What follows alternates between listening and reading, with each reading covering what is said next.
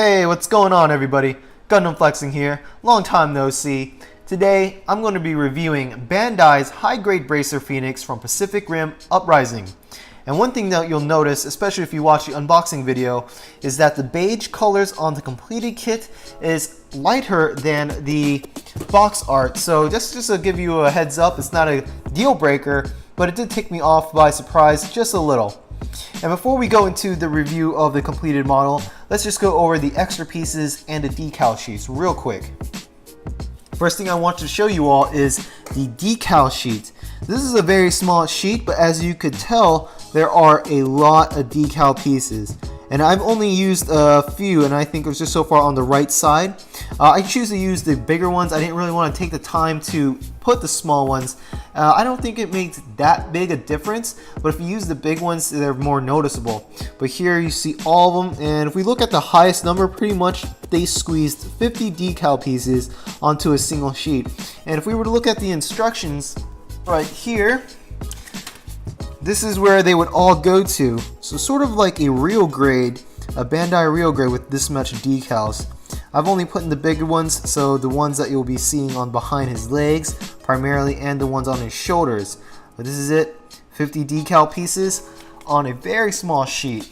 I mean, some of these pieces are astronomically just so little. Look at this. Like number 1, number 5s, number 9, they're just very small. But it is a cool feature to have, and it is just giving you more options to trick out your completed kit. Here we have a twin set of pieces that really go under his abdominum right here. And they're interchangeable pieces, whereas the one you see on the kit right there, they're all dented in and have a pattern. Whereas the ones that are extra that you could take out and interchange, they are flat and smooth. So it's just a little option feature that you could use. And if we look at two additional pairs again, here they are very small pieces, dark brown, and these pieces here go into the kit's main chest guns right here. So these guns are interchangeable with those pieces you just saw. You just pull these guns out and you just merely replace the smaller pieces in there. And finally, we have the little Jaeger right here, his little sidekick. And of course, the box art shows it in orange and blue, so you're going to have to color it. It is pretty detailed, and it is a single piece, so it's not like those extra small pieces that you get from the high-grade mechanics. And that is it. And everything you see on this kit here, all the weapon systems, is what you get. So you don't get any rifles or pistols, none of that, especially if you've already seen the Pacific Rim Uprising, the weapons already mounted within the frame itself. So what kind of weapon systems do we have? We have one-sided, his left leg is the only leg that has mounted missile pods right here. And this is two pieces. You get the front piece here where it shows the missile pods, and then you get the bays right here, and you just snap it in. You also have his brass knuckles right here that covers his hands, and his fists, just for your awareness, is closed fist, and you can't put anything in there because again, he doesn't come with a rifle or pistols or even swords or a shield. So you have his missile pods, his brass knuckles, and you get his left side, you get cannons on his wrists, or on his forearms more like it. You get 3, and they just mount in there. You just push them in. They're a single piece, and you just push them all up in there. And then finally, his final weapon system is the main guns on his chest. So pretty much there are 4 each on each side, right there. So what you see is what you get. If we start with the head, I like to note that his head is pretty much buried in his overgrown traps, and pretty much this is a different kind of collar system right here.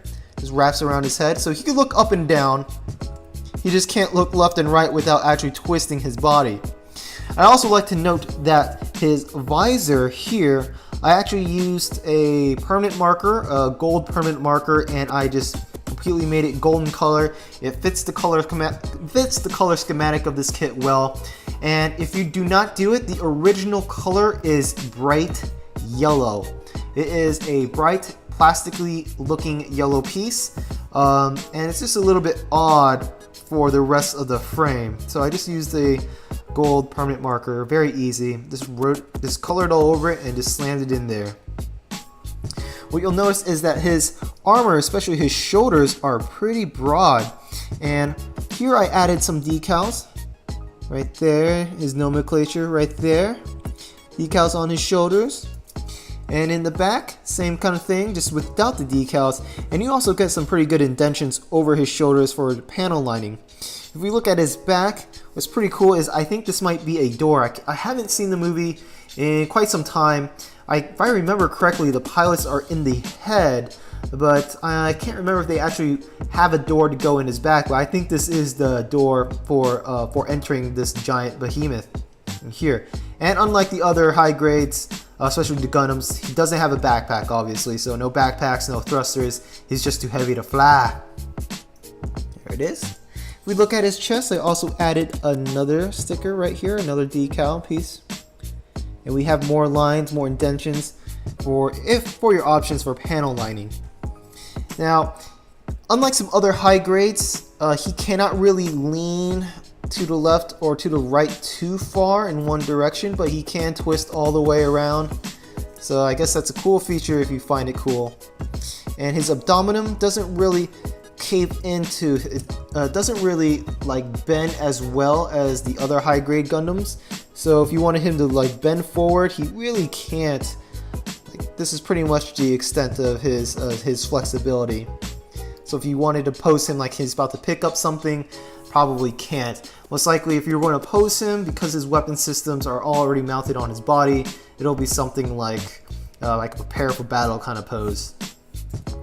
His legs don't have any skirts unlike the Gundams, so he's pretty flexible. He could almost do the split, like this is it pretty much, but he could split forward and you could rotate his legs all the way around, no issue there. And you could even mess around with the legs and the angles like this.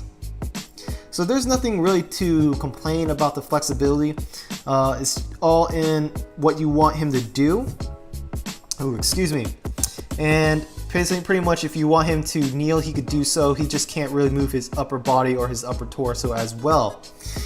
Looking at his feet is like this. So it has like almost like a web feet where he has extra support systems on his left and right. And what's pretty cool is that they also detailed the bottom of his foot like this. So unlike the other high grade Gundams where it's most likely just flat, this one is actually detailed. This is what his back of the legs look like. You get some like hydraulics up here.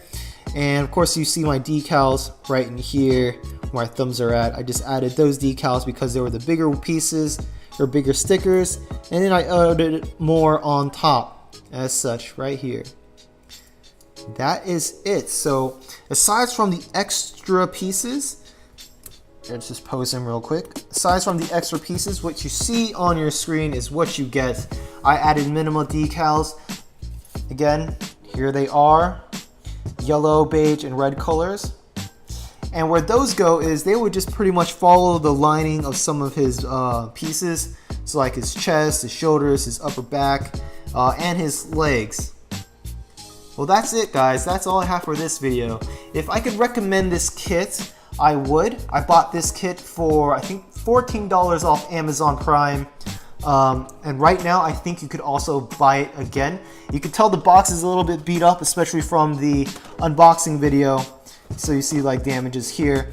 That's because I bought it off of Amazon Warehouse, where pretty much you buy discounted products that have been returned. Luckily, the package and all the products are pretty much pre-inspected before they ship out. And there's the sticker, the inspected sticker, and they just sell it to you at a discount price. So none of the pieces are missing.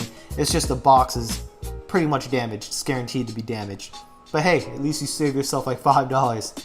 And at this time, they also have another high grade bracer and an additional high grade model for Pacific Rim.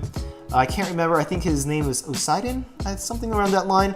But go check it out at the time of the publication of this video, guys. Anyways, more videos to come. Sorry that this one took so long to get out. It's been about 2 weeks. But hopefully I could produce another video I have a lot more in my backlog, and I'm excited to start building again, guys. That's all I have. Peace out.